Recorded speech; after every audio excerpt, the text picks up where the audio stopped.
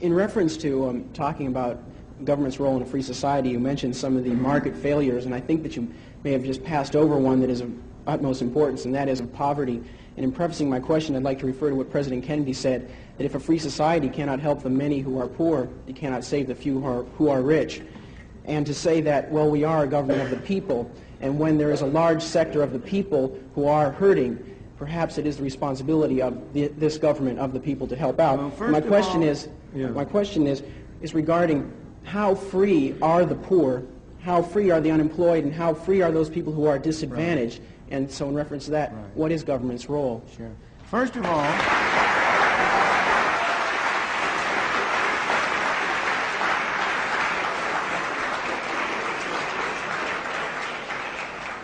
I'm glad to see one vote for the poor. First of all, the government doesn't have any responsibility. People have responsibility. This building doesn't have responsibility. You and I have responsibility. People have responsibility.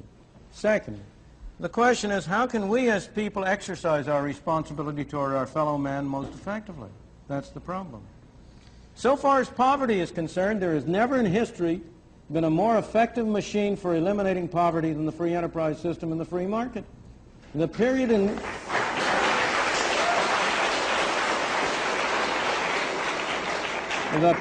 which you had the greatest improvement in the lot of the ordinary man was the period of the 19th and early 20th century. Those of us in this room are the heirs of that.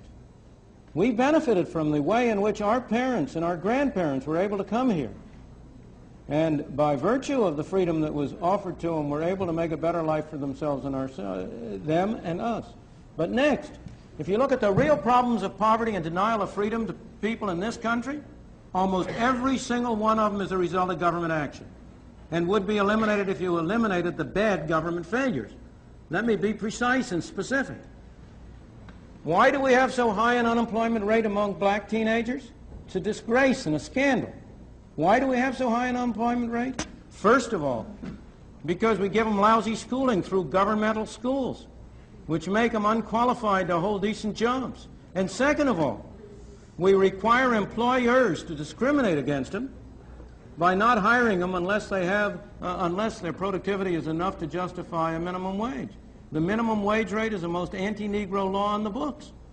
And it's an anti-Negro law because it precisely, having first not enabled the young blacks to have a decent schooling so that they can have productivity, we next deny them the on-the-job training that they might get if you can induce employers by being able to hire them for relatively low wages to give them on-the-job training that would make them qualify for higher payment and higher productivity. In the third place, we have constructed a governmental welfare scheme which has been a machine for producing poor people. We have induced people to come under control of welfare.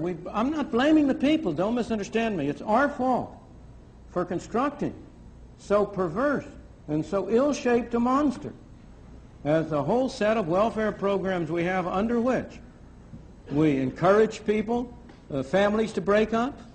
We encourage people to move from one part of the country and come to another, under which we have, in effect, made many people poor.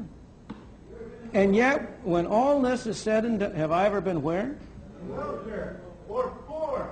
I have, sir. Of course, more so than most of the people in this room.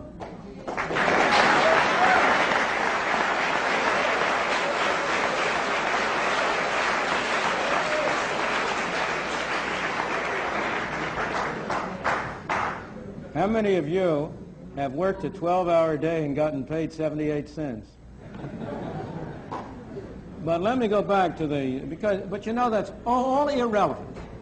Is there one of you who is going to say that you don't want a doctor to treat you for cancer unless he himself has had cancer?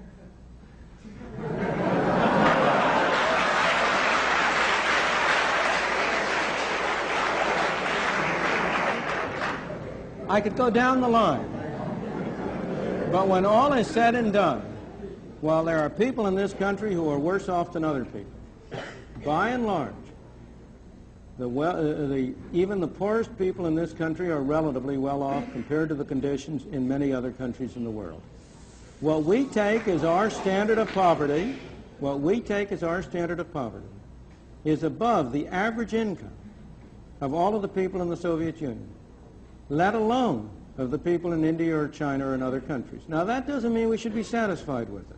We are a wealthier country and we've been more productive, and we should set higher standards by ourselves. But by the same token, we ought to have a sense of proportion, and we ought to recognize both the source and the problem.